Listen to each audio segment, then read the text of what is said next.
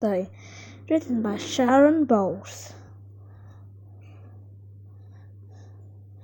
What is Bonfire Night? On November 5th every year, adults and children in the United Kingdom gather together for fireworks and bonfire. Friends and families cheered as dummy caught a guy atop of the fire burst flames. This festival is known as Guy Fawkes Day or Bonfire Night. Guy Fawkes Day celebrates a day in 1605 when King James I and his minister set up a plot that would have flown half Parliament. Who was Guy Fawkes? Guy Fawkes was born in 1570 in New York, England, during the reign of Queen Elizabeth I. At that time in Europe, many Catholic and Protestant countries were at war due to power struggles between the two religions. During Elizabeth's reign, the Catholic religion was illegal in England. Catholics who were caught practicing their religion were often fined or killed. Guy's parents were Protestant. His grandparents, however, were Catholic. And when Guy's father died, his mother then married a Catholic. When he was a teenager, Guy decided to convert to Catholicism. He was angry about the violence and cruelty towards Catholics in England. In his early 20s, Fawkes left England. He traveled to the Netherlands to join the Catholic Spanish army in the fight against the Dutch Protestants. Fawkes served as soldiers in the Spanish army for 12 years, became an explosive expert. The Gunpowder Plot. When the Queen Elizabeth I died in 1603, her successor, King James I, claimed he would be a most acceptance toward Catholics. Instead, he passed even harsher laws against them. Many English Catholics remained loyal to the king. However, Fawkes met another Englishman in the Spanish army who was angry as he was about the violence against Catholics in England. In 1603, Fawkes went to Spain to inform the Spanish king about the plight of Catholics in England, but the king refused to take actions. Spain and England already had a long history of military conflict they had recently agreed to end. Meanwhile, in England, a man named Robert Catesby began to plan a revolt against King James I. Catesby began to revolt against King James I. Catesby recruited his cousin, Thomas Winter, in April 1604. They invited Fawkes into joining them, and he fought experts with using gunpowder to make explosives. Fawkes did not hesitate. Back in London, in May 1604, Fawkes met with other conspirators at a local inn. They took an oath of secrecy, although many women, such as Anne Fawkes, were part of the movement. Only men were involved in this plot. The conspirators intended to blow up the Parliament on the day of the opening ceremony.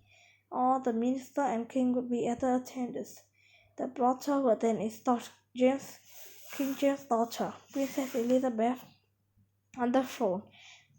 Elizabeth was only 9 years old, and they believed that if they raised her Catholic, they could influence her reign.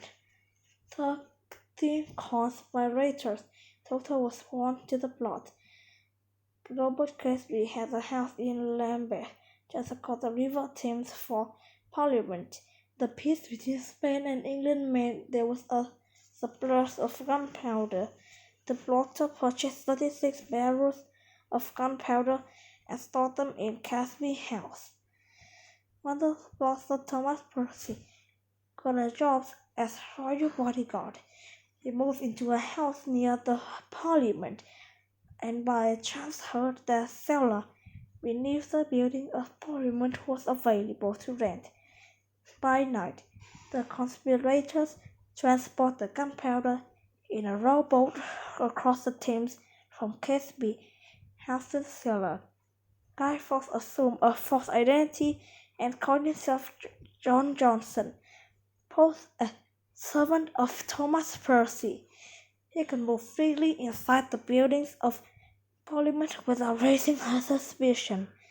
His job was to take care of the 36 barrels of gunpowder concealed under the coal and firework in the basement. The opening of Parliament had been set for November 5, 1605. The bluster was ready. Caught a few days before opening of Parliament, Lord Monteagle, a Catholic nobleman loyal to the king, received an anonymous letter. The letter warned him not to attend the Parliament on November 5th because something terrible was going to happen. Lord Monteagle showed the letter to the king's first aside. After he was informed of the plot, the king ordered to complete search of the Parliament. Wait a minute, let me read this.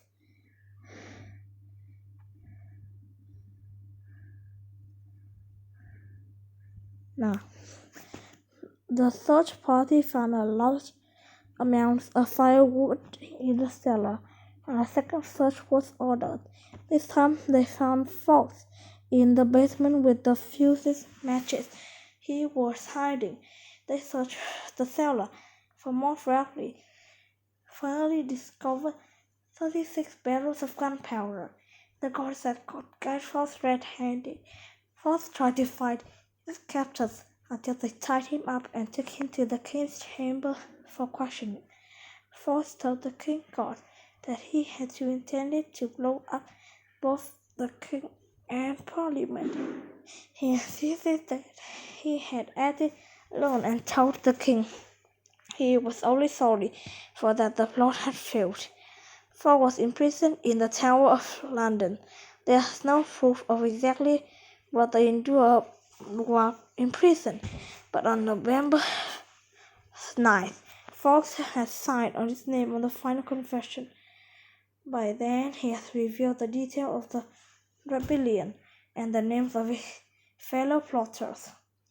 On the morning of November 5th, word of Fawkes' arrest and had gotten back to the plotter.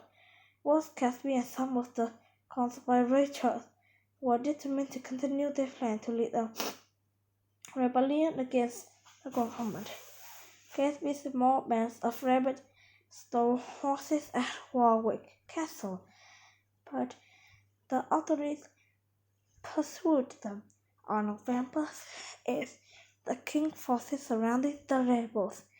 They fatally wounded Robert Casby and 3 others and imprisoned the rest of the men in the Tower of London. The English court tried 8 surviving plotters for treason and sentenced each traitor in death. In January 1606, Guy Fawkes and 3 of his fellow plotters were taken to the yard outside the Parliament to be executed. The horror of the punishment was a warning to anyone else who might be plotting treason. Another conspiracy. Some experts suggested that gunpowder plot was an inside job, a plot that made the king's own minister to convince him to make an even harsher anti-Catholic laws. In this version of event, it may have been the king's chief minister who left the warning letter to Lord Monteagle. Otherwise, how could the plotter have carried out her work under the nose of the king's court? With the plotter, it was a scapegoat to raise for the unpopular king.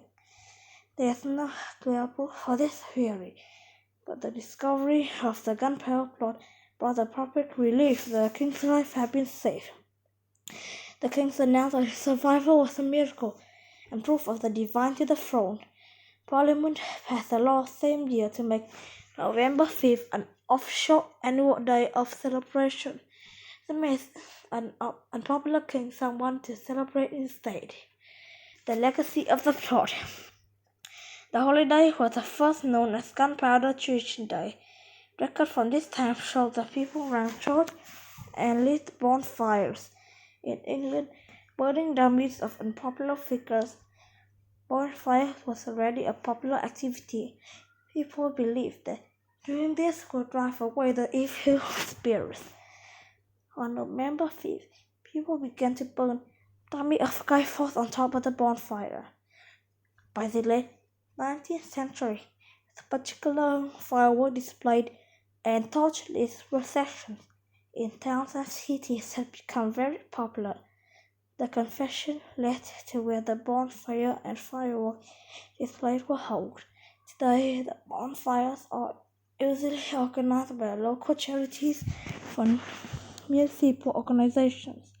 Conclusion: Guy Fawkes Day celebrates the failure of the gunpowder plot to kill the King of England over 400 years ago. Today, millions of people in the United Kingdom still enjoy fireworks on November 5th. But who stood up for what he believed and fought against operations? Good job!